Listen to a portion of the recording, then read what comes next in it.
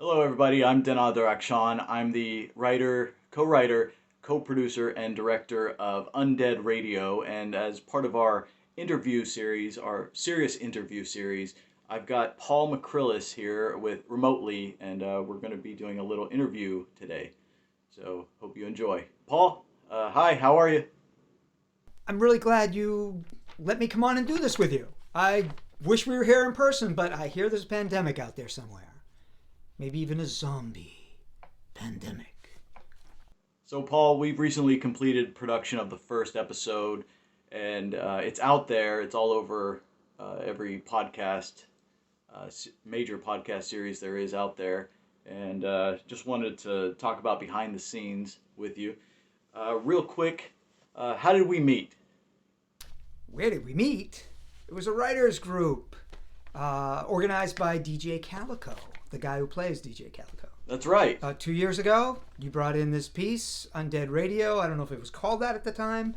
And you let me try my hand at a cold read for it. And you like what I did? I think that was like 2 years ago. It was. Seriously, can you tell me a little bit about yourself? Born on the East Coast, college on the East Coast, New York for about 8 years. Came out here in the 90s.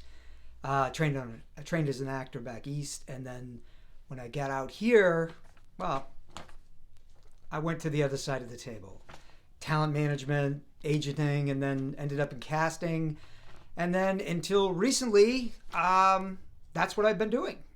I started writing on the side, and then I just missed acting. So I'm really glad you called me. This has been fun, a lot of fun so far.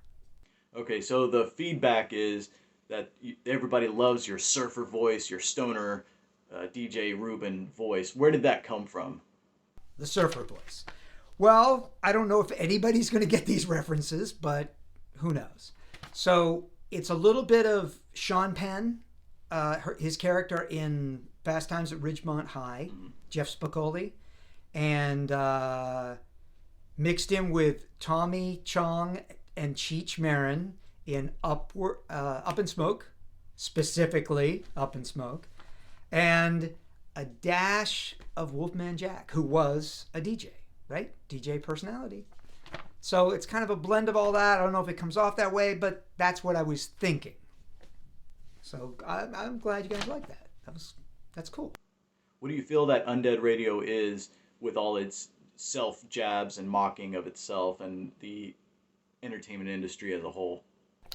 I like their self-deprecating, mocking each other, jabbing on Undead Radio, because that to me is how like the morning DJs at K-Rock would speak to everybody if they were doing a War of the Worlds script, I guess.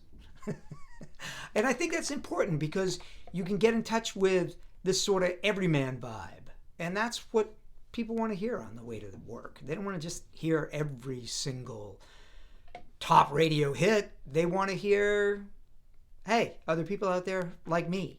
So where do you see the show going from here now that we've introduced the zombie element? I don't know, man. I don't know how we got here. This is good.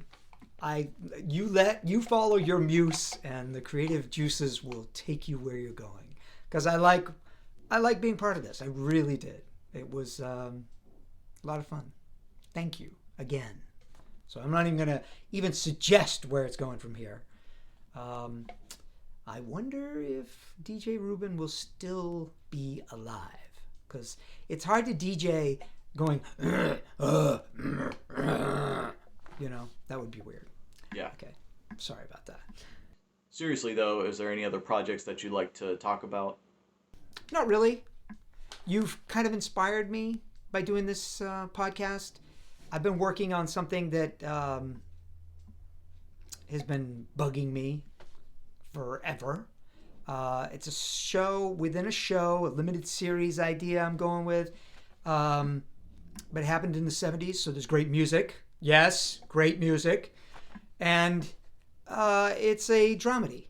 There's a lot of comedy, a lot of self-deprecating, a lot of one-liners back and forth with these teenagers in high school, and they sort of reach their fork in the road with their relationships and where they're going to go and what they really want to do in life. Don't ask me any more than that. I've written about 40 pages in script form and then maybe 40 pages plus in novel form, and I still don't know where I'm going with it. But it's something I'm working on, that and an anti-bullying film that, to me, makes it a little edgier than usual. What else? Oh, just did a movie. An independent movie called City of Love. I hope it sees the light of day. I get to be a bad guy, and there's a big fight scene with a crossbow, and, well, let's see what happens with it. Do you have any advice for aspiring entertainers out there? If you can think of doing anything else, by God, go do it. Please.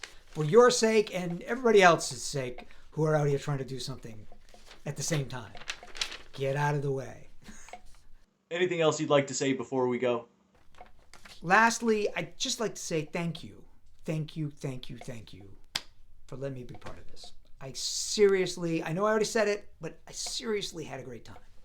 And I think you did a nice piece. And again, I'm really happy to be part of it. Thanks, man. You have a good one. Well, Paul, we couldn't have done it without you. I feel like we're really lucky that you came in and just knocked it out of the park like that. All right, everybody. That's it for our serious interview for today.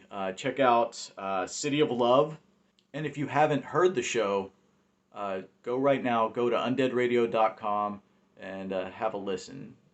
Thanks a lot for tuning in, and we'll see you in just a little bit with our winter special. All right, take care.